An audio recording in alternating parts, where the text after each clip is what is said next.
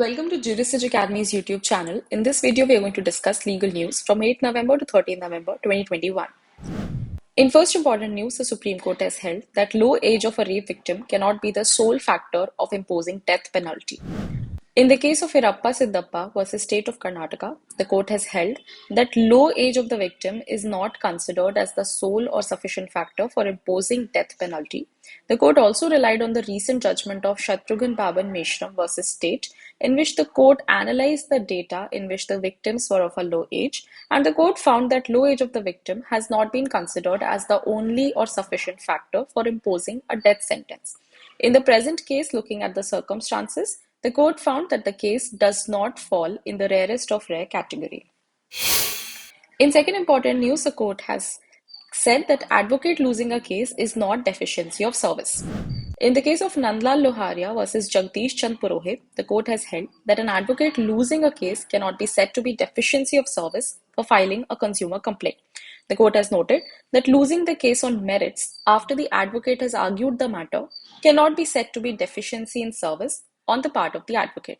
In every litigation, either of the party is bound to lose, and in such a situation, either of the party who will lose in the litigation may approach the consumer fora, which is not permissible at all. In third important news, the court has held that compensation for cost of restoration of environment also to be considered in the cases of illegal mining. In the case of Bajri Leaseholders Welfare Society versus State of Rajasthan, the court has noted that compensation or penalty to be paid by those indulging in illegal sand mining cannot be restricted to the value of illegally mined material. Cost of restoration of environment and the cost of ecological services should also be part of the compensation. The polluter pays principle, as interpreted by the Supreme Court, means that the absolute liability for harm extends not only to compensate the victims of pollution, but also the cost of restoring the environmental degradation. In fourth important news, the Supreme Court has held that court not to normally decide the quantum of punishment in disciplinary matters.